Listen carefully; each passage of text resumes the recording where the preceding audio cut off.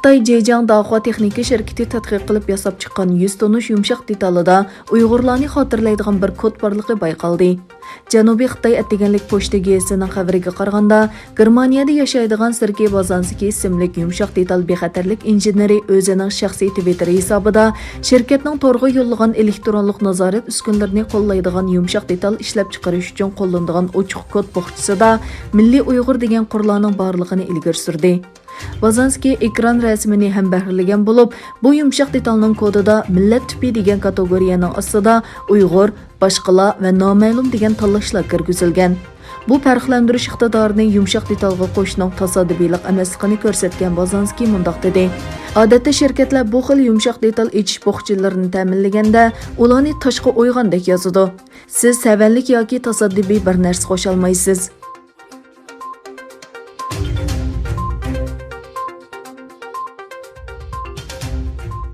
ئامېرىكاخەلقئارادىنىي ئەركىنلىك كومىتېتى 4 noyabr kuni har qaysi davlatlarning diniy erkinlik vaziyatiga aloqador yillik dokladini e'lon qildi.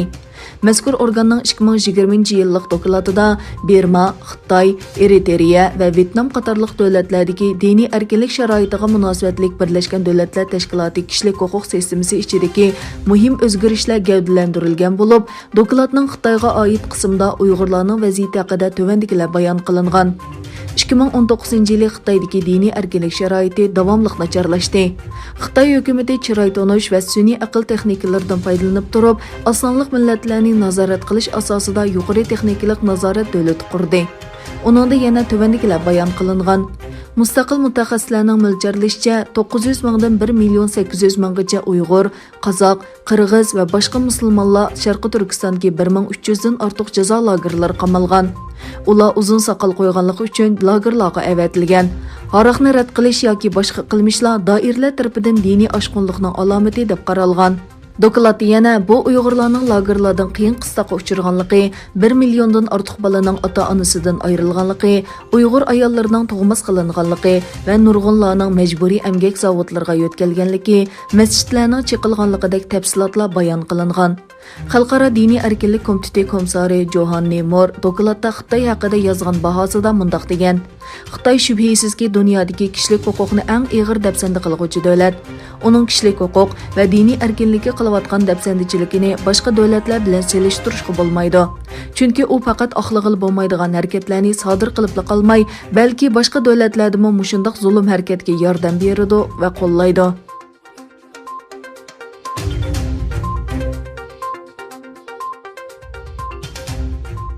Amerika hökuməti Şərqi Türkistan İslam ھەرىكىتى namlıq təşkilatının Amerikanın terrorluq təşkilatlar tizimlikidən çıxarılğanlığını jakarladı. Amerika hökumətinin dövlət arxivi torbitida 5 noyabr kuni e'lon qilingan hujjatga qaraganda, yuqorqi qaror Amerika Tashqi ishlar ministri Mike Pompeoning imzosi bilan 20 oktyabr kuni e'lon qilingan. Amerika 2001 yili 11 sentabr kuni terrorluq hujumiga uchirgandan keyin xalqarалық terrorluqqa qarshi turish harakati bo'yicha o'zini terrorluqning qurboni deb olgan Xitoy hukumati ta'minlagan ma'lumotlar asosida Sharqi Turkiston Islom harakati tashkilotini terrorchi tashkilot deb e'lon qilgan edi. Bugun bu qarorning bekor qilinishi muhojiratdagi Uyg'urlar orasida zo'r inqos qo'zg'adi. Ular buni Xitoy hukumatining terrorluqqa qarshi turish nomida Uyg'urlarni bostirish bilan shug'ullanayotganligining navbatda borgan sari ko'p sohaga va kishilarga ma'lum bo'layotganligining natijasi deb baholadi.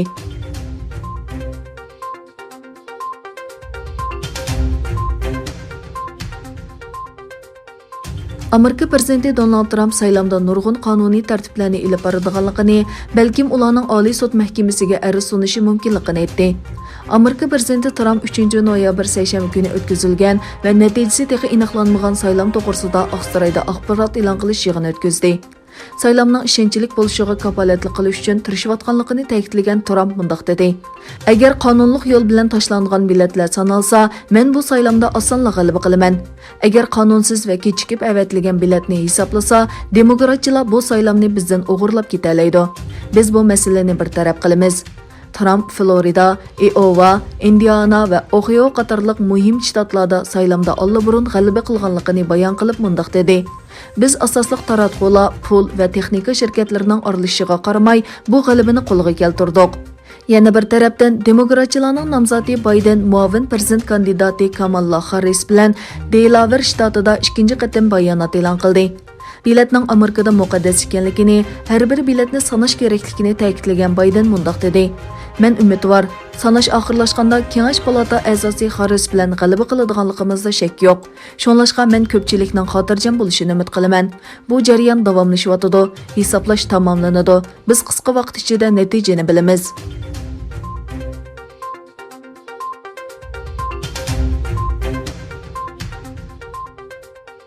Bəşbۇرجەكلىك bino Amerika Davlat Mudofaa Ministri Esperning xizmatidan İstىپابېرىدىغانلىقى to'g'risidagi xəvərlərni inkor qildi va bu ayblashlarning nurg'un taraflarni qaymoqtirdiganligini aytdi. Amerika Davlat Mudofaa Ministrligining bayonotchisi Jonathan Hoffman Amerika NBC televiziyasining Mark Esperning istifa xatini tayyorlaganligi to'g'risidagi xabarga qarata bayonot e'lon qildi. Hoffman mundaq dedi: NBC'den kelgan xabar yolg'on va nurg'un taraflarni qaymoqtirdi. Aniq qilib aytganda, ministr Esper istifa berishni o'ylab boqmadi ham istifa xati topshirishmi talab qilinmadi.